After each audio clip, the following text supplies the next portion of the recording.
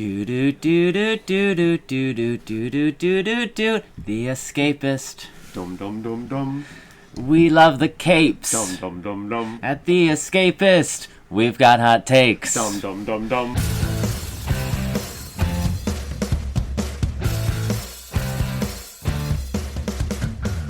We've decided to record in the morning, so this is what the morning sounds like for us. Yeah, this is.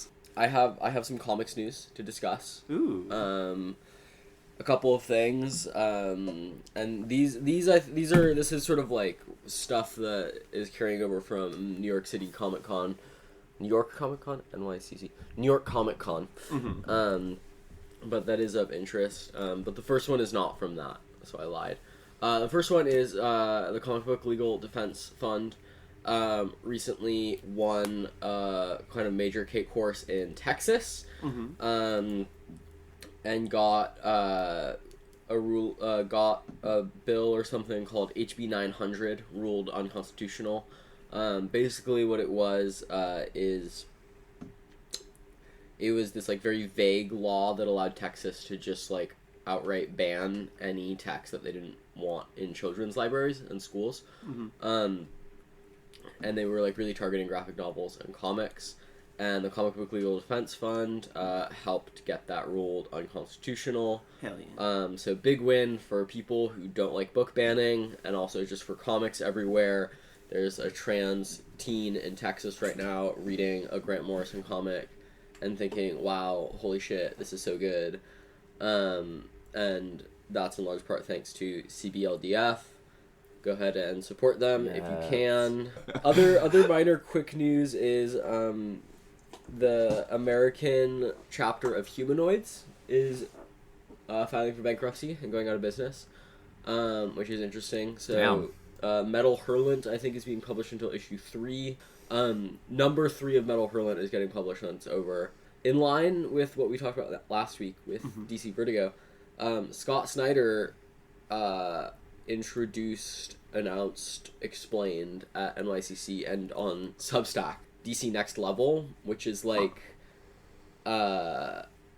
absolute DC universe, but in their canon, like main continuity, kind of. So basically, like what he described is they've got like a list of titles that they feel like of characters that they feel like haven't gotten enough sort of like thoughtful writing and like artistic effort put into them lately, and they chose what they called like a bunch of careers, which I guess are just like successful artists and writers, and gave them these titles and basically said like you can do like whatever you want sort of like creatively, like you have full creative freedom as long as you don't like deeply mess with the like mainline DC continuity. And so we have a list of titles. Did they release the full list, or released the full list, but they didn't tell us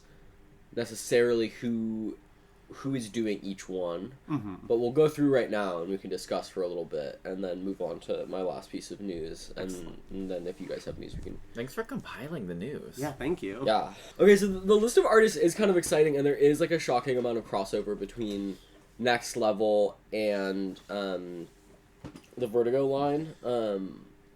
I guess it's not that much. It's a few artists though. And we only have 3 titles that are paired up with writers and artists. So the 3 titles that are paired up right now are Greg Rucka and Danny on Batwoman.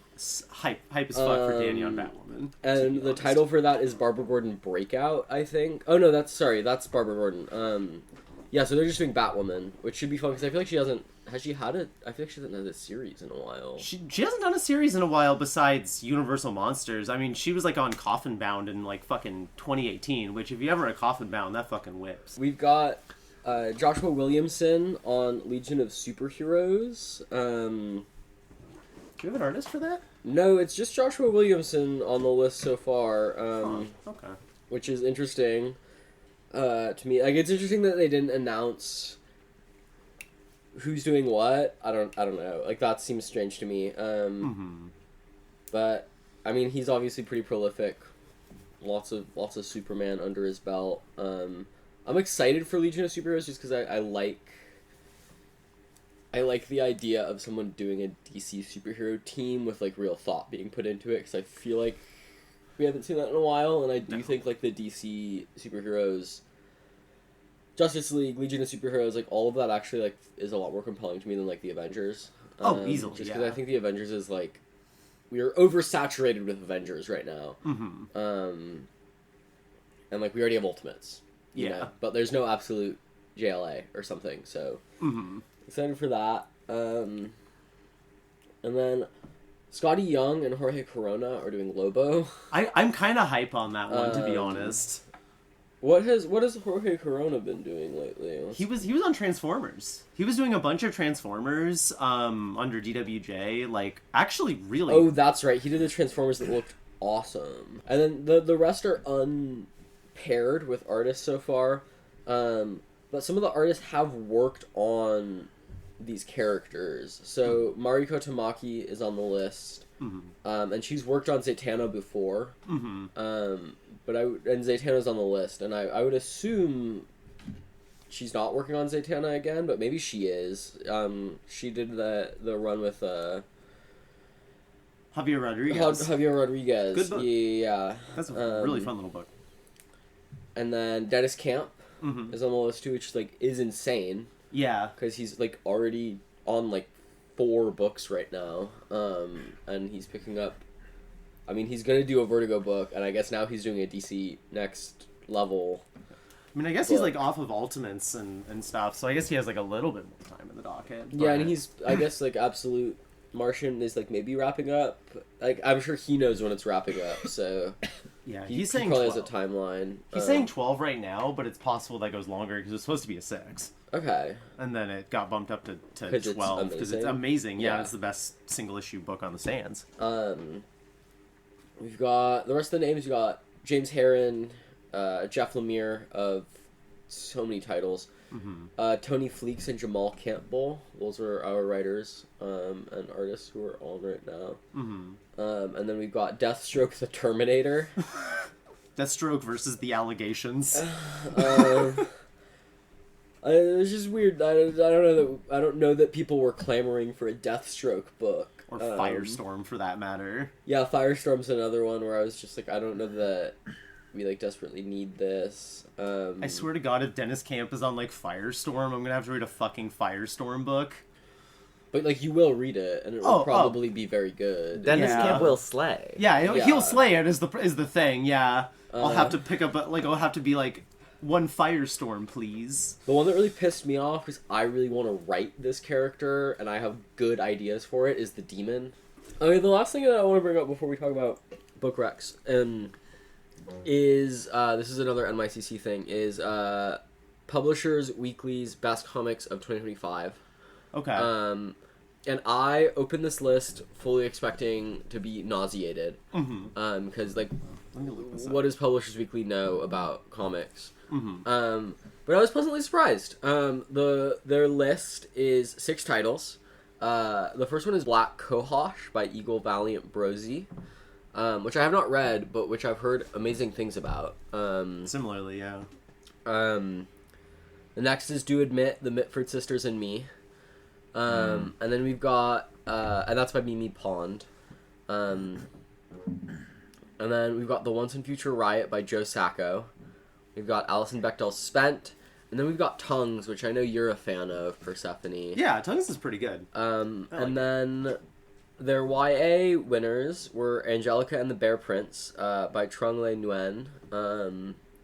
And This Place Kills Me by Mariko Tamaki and Nicole Go. Ooh, I did get a little bit through Black Cohosh. That one was wild. It looks cool. It feels autobiographical, but it also feels it's autobiographical, but also with some magical realism. Like autofiction? Yeah. Okay. Young queer person's life growing up in a demented household. I only got like halfway through it though, but I did love it. It makes a lot of sense for being on this list. Yeah, this is not a bad list. I definitely definitely like maybe a little bit more like capital L literary, capital F fiction. Yeah. Then I probably would have given it. That said, nice to see like Black Arms to Hold You Up on that list included at all. Yeah. Not shocked to see Tongues on there. Just given that like I like that book a lot. I think it's fantastic, but it is absolutely like one of those books that's going to be on like 1,000 years best list because it's just like long and weird and technically very impressive and very like capital L literary. And it is one of the best comics of the year. I don't know if I would put it on my list next to like maybe like Canon or like It won an Ignatz this year, didn't it? Did it win 2? which It was one? nominated for 2. Tongues. Tongues, yeah. It was yeah. It won some like the like supplemental material I think won some awards. It whips though. Like Yeah. it's good. It's a lot of fun. Yeah, I mean, Bechdel, surprising no one. Yeah.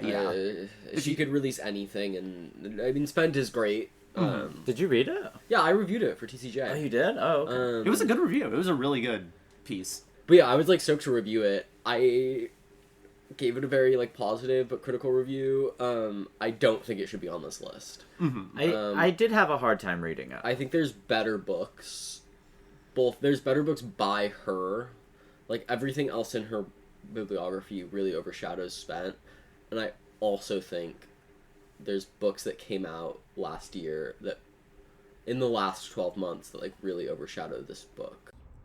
So my main book pick for this episode is actually on this list. It's Ben Passmore's Black Arms to Hold You Up from Pantheon Books, I believe. And it's an excellent book in its own right, but I also think it's a really great choice for anyone looking for a nice, hefty, impressive seeming book to give someone. So there's that. It's also just like an incredibly written book. It kind of surveys the history of political resistance and like violent political resistance by Black people against white supremacy in the U.S. And it kind of starts, the sort of central premise of it is it starts with Ben Passmore, who is like a really great prolific cartoonist who's written a fair amount of stuff for Silver Sprocket, I think, for the most part. And he's like this like incredibly talented, skilled writer and cartoonist. And he sort of like, it starts with him talking to, I think, his dad in the book, and sort of questioning, why is this my fight? And then his dad, like, in a manner that like really only comics could do, his dad like slaps him into the past, into like to 1900, to like a moment of early 20th century Black armed resistance, and sort of the book sees Passmore like moving through that history, learning about it and like taking that in, and it's really incredible. I think it's like one of those books too that it's like really educational. Like it really, it's emotionally really engaging, but like I think also if you gave this to like a young person and we're like, this is the history of the US, you know, like this is the shit that you're probably not learning in schools but that you probably should be learning in schools, you could come out of it having like a much deeper understanding of the US and like of sort of the political reality that we live in, and of how stupid it is to sort of demand quiet, peaceful resistance. And so like I think there's like a lot of uncovering of sort of like a lot of the propagandistic sort of conservative lies, honestly, and like myths that surround Black resistance.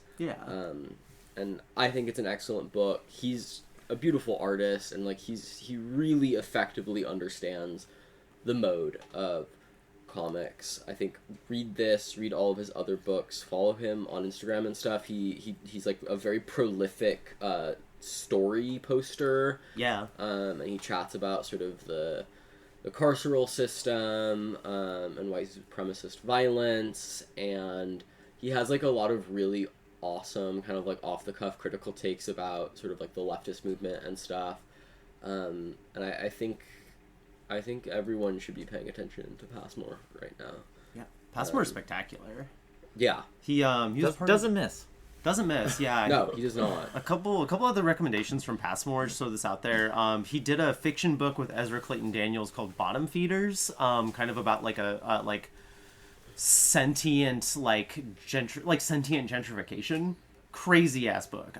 Very different from his usual mode. It's very sci-fi, but it's really good. And then he did a piece about the move bombing for American Cult, and the cult that was like kind of was the ones who were being attacked by the state when the move bombing happened, and like that's like the best piece in American Cult. Like, it's so fucking good.